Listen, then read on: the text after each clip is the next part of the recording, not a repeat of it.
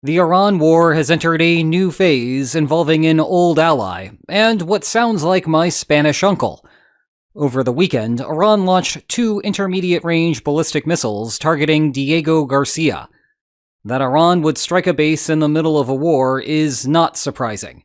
What is kind of surprising is just how far the missiles traveled. In fact, you might have deduced the long distance given that these images look nothing like the Gulf region. But what is definitely surprising is how Diego Garcia is a British base, and that the United Kingdom has been reluctant to play a major role in the war so far. Well, in the aftermath of the attack, the United Kingdom gave the United States the thumbs up to use its bases to help reopen the Strait of Hormuz. It is a development that goes well beyond the confines of the Gulf region or the Indian Ocean, and the impact could eventually find its way to places like Brussels.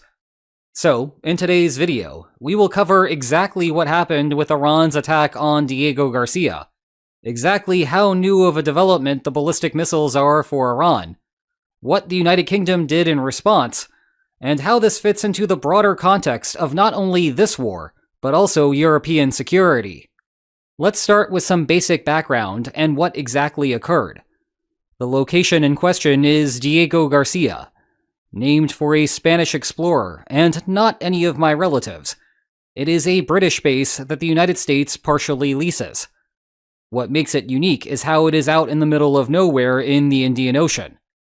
That is surprisingly advantageous, because it allows long-range bombers to cover some far-flung targets, while still being too far away for opponents to strike. For example, the United States used it in both the 1991 Gulf War and the 2003 Iraq War, plus the 2001 invasion of Afghanistan. It is also a stunningly beautiful island, as you will see in this never-ending rotation of images from it. Anyway, I should clarify an earlier sentence. It was out of range for US opponents until the weekend. Iran fired two intermediate-range ballistic missiles from the southern end of the country toward Diego Garcia. One failed in flight. The United States may have shot down the other with an SM-3 interceptor. It is also possible that the Iranian missile just missed entirely, foreshadowing a point for later in the video. Thus, the only things of note here are the use of the missiles itself and the country targeted. For full disclosure, Iran denied having lobbed any missiles in that direction, but I would not recommend putting much trust in official Iranian statements at the moment. Indeed, this marks the first use of intermediate-range ballistic missiles at that range in any war. The United States and Soviet Union agreed to scrap that class of land-based missiles in the 1980s. They gave the opponent little warning time until impact. Both sides worried that if the class of missile existed at all, the other might be concerned that an incoming one could be nuclear-tipped. The target might have then wrongly inferred that its nuclear missiles were in a use-it-or-lose-it situation, resulting in an actual nuclear launch. 20 minutes later, you get the full nuclear apocalypse. The superpowers fixed the problem by simply removing intermediate-range ballistic missiles from the picture. In turn, up until recently, the United States limited its arsenal in that class to naval systems. Whenever Washington wanted to call in a strike, the ship would navigate closer to the target before firing, say, a Tomahawk. Hence, Iran's move here is historically unique, though the rise of China and Russia's cheating on the deal caused the treaty to get scrapped. Thus, we might soon be seeing them more often. Returning to our focus, the political reaction to Iran's move has been interesting. I want to start on Iran's side of the equation here, and whether Iran lied about its missile program. Previously, Iran had claimed that it would limit its missile ranges to 2,000 kilometers, about half the range of what we saw with Diego Garcia. Ostensibly, this was to threaten Israel while reassuring Europe that there was no need to target Iran's efforts to build up its stockpiles. The restriction was not a part of any treaty obligation. Rather, it was an apparently pragmatic policy from Tehran. Then everything changed when the Israeli nation attacked in June 2025, and the United States dropped the hammer over Iran's nuclear sites. In the aftermath, the Ayatollah lifted the self-imposed limitation. Now, I need to add some significant caveats to that argumentation. It is not like Iran's newfound missile range came out of nowhere, and the notion that the pair of wars caused Iran to extend missile ranges is overstated. On a smaller scale, missile ranges are a function of payloads. If you have a 2,000-kilometer missile that houses a 1,000-kilogram warhead, what you actually have is a 2,800-kilometer missile and 1,000 kilograms putting on the brakes for 800 kilometers. Up to you to figure out the trade-off between damage and distance. On a grander scale, Iran formed a space agency in 2004. 5 years later, Iran had its first satellite in orbit. Here's the thing. All space programs are intercontinental ballistic missile programs with extra steps. That is a major reason how NASA managed to consume more than 4% of the federal budget during the peak of the Cold War.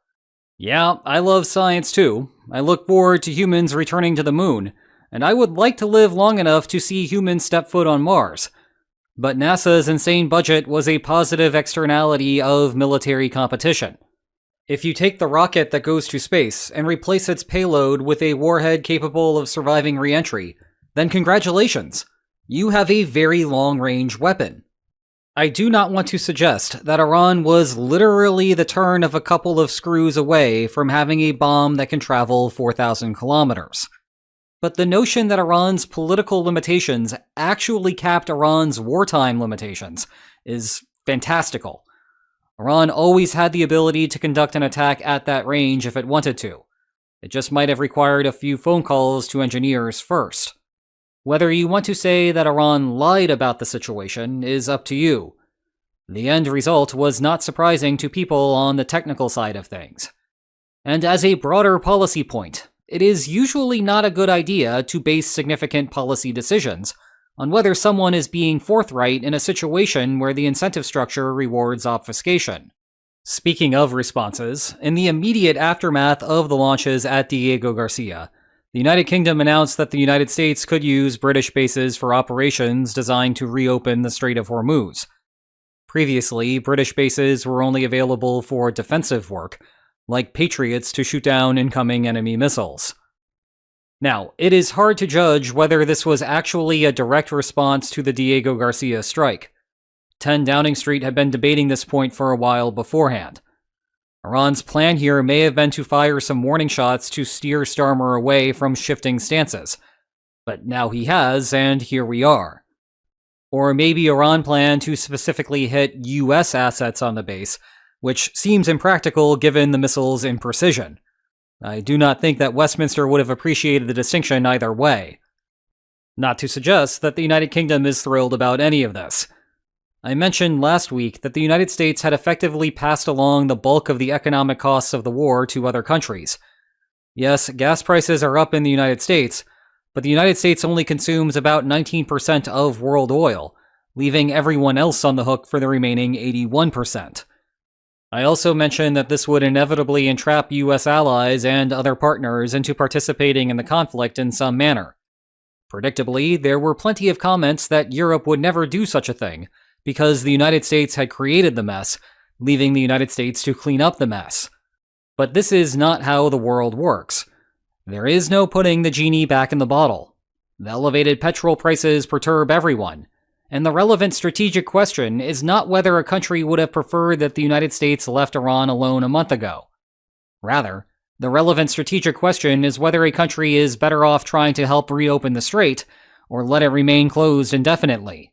That is how you end up with a March 19th statement from a large group of countries from Europe and beyond, about their vague readiness to contribute to appropriate efforts to ensure safe passage through the strait. There are some complications here. What further adventures Trump might entrap others in, whether reopening the strait will encourage Trump to fight longer, and the risk of casualties. However, energy prices being what they are, inevitably someone would make a move. The United Kingdom was the first, and it would not be surprising if there are more, even if they are careful to avoid taking steps that would put soldiers directly in harm's way. I want to close today by zooming out to the broader European context. A common interpretation of the events is that Iran was using Diego Garcia as a proxy for the European continent. 4,000 kilometers from Iran takes you past places like Brussels and Paris. Fire from the right part of Iran, and you could even reach London. By comparison, 2,000 kilometers only takes you to about the triple point of Romania, Hungary, and Ukraine. In other words, Iran's limit is no longer the fringe of NATO's eastern half. It is on top of many of its largest cities and economic engines. At the moment, I cannot give firm details about just what the danger looks like, because the weapons experts are still trying to suss out what exactly Iran fired. What seems to be the case for now is that it was inaccurate and did not have a large warhead. To cap this recurring accuracy point, hitting precise targets from that kind of range is difficult. You can understand why putting a nuclear weapon on one is attractive. Accuracy is not a high priority for a megaton-level explosion. As a result, I am not sure that the Diego Garcia launch will strike the fear into European capitals that Tehran perhaps intended. In all likelihood, if Iran tried to attack Europe, its missile might just land in an empty field. Still, the Diego Garcia debacle adds a new wrinkle into any conversations about Europe's participation in a limited straight protection plan. I still see some fundamental misunderstandings of what role NATO would play in this, possibly perpetuated by Trump's own phrasing on the matter. At a default level, the answer is none. It is NATO, not MENO. And there are plenty of North Atlantic countries saying, MENO want to go to the Middle East right now, and that is completely their prerogative. But every NATO member has its own agency to contribute or not contribute as it sees fit. The North Atlantic Council is only tasked with governing collective decisions, not removing sovereign choices from the allies. To reiterate an earlier point, it is hard to foresee for now any of those countries contributing by shooting. Escorting? With a show of force? Perhaps. The way this turns south is if Iran decides to start shooting missiles up to the North Atlantic. That is because such an incident would be an attack on an allied nation, which is ripe for an Article 5 situation. As a reminder, though, even that does not guarantee that 31 more countries will soon turn toward the Gulf. Remember, the text of the treaty only instructs each ally to assist the attacked country with the actions that it deems necessary to restore security in the North Atlantic area. That could, for example, be a limited strike to hit the launch site of the offending missiles. Quick in, quick out. That makes good on the reciprocal expectation of assistance that NATO is founded on, while still trying to limit the entrapment effect. Of course, the point of Article 5 is to deter that type of attack in the first place, which indirectly provides allies with greater latitude to conduct enforcement activities under a non-NATO umbrella. But there is no guarantee that Iran will pass on the opportunity.